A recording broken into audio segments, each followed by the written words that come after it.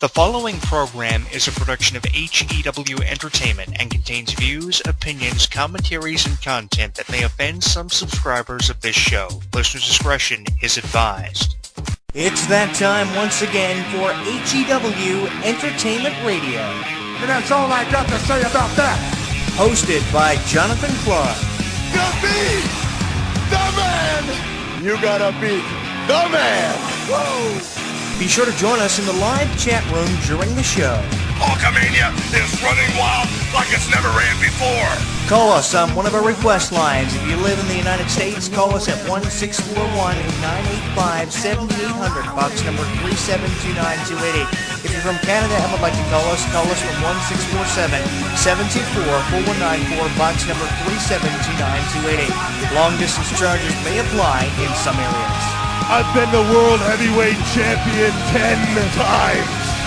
Or you can always drop us a line at MySpace, myspace.com/HEW Entertainment. And you will rest in peace. Emailing us works for you too. Email us hewwrestling@hotmail.com. I am a wrestling god. JBL.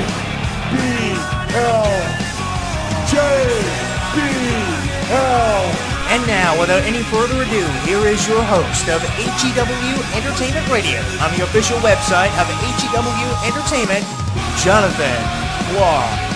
The champ is here.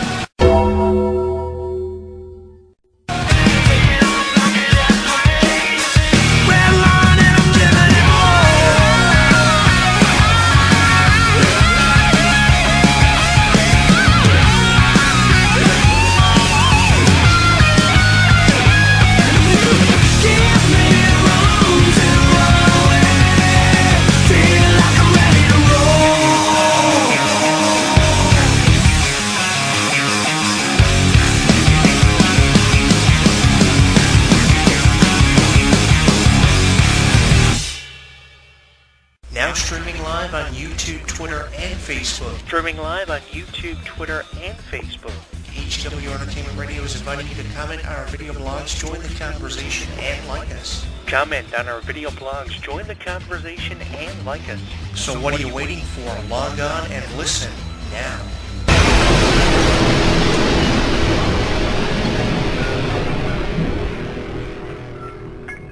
Don't miss out on any of the action. Download our app on the App Store, Google Play, and the official website of HEW Entertainment. Once you download and install it, you'll get caught up on news, YouTube videos, and more. Download it now. Woo!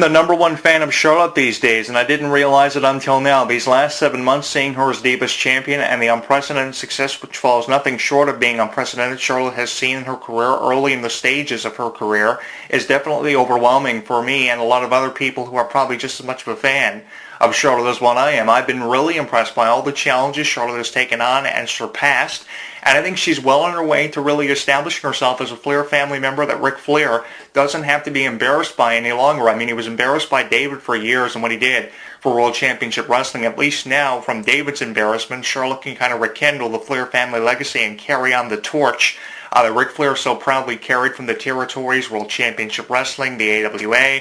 Everywhere Ric Flair performed, he carried a torch and definitely had a legacy that was never surpassed.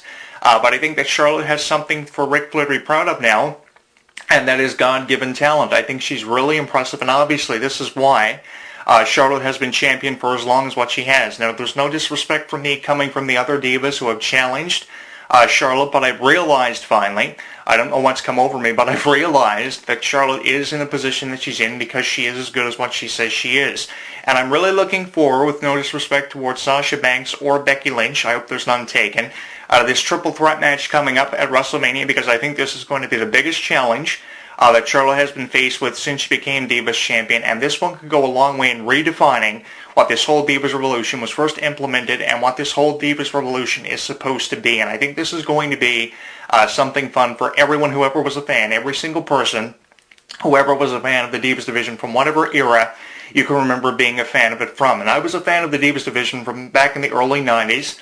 And what it evolved into eventually by the early thousands, of course, with Trish Stratus and Lita and Stacy Keibler and Tori Wilson when they purchased the majority of the WCW names, and we saw a combination of divas from WWE and WCW kind of coming together to form the Divas division. And ever since then, I think the Divas division has really taken up. This whole new revolution has really changed the way we perceive and have looked at women's wrestling for forever. And I'm really excited to see where we go from here, especially when you're talking about someone like Charlotte, who has received a fair share of criticism since her debut in WWE. And I can't blame people for criticizing Charlotte because she seemed more like her father as time went on. But I think I could be wrong in this, but I think from my perspective, where I stand and where I'm choosing to look at this from the other side of the spectrum, Charlotte seems to be kind of breaking away from being more like her father. Yeah, she may come out with the cut-off shirts that say woo on them and the remix Ric Flair entrance music. You know, she may have the same Ric Flair ring attire and kind of have the same kind of Ric Flair approach. But I think she's trying to represent herself for both her family's legacy and tie in a little bit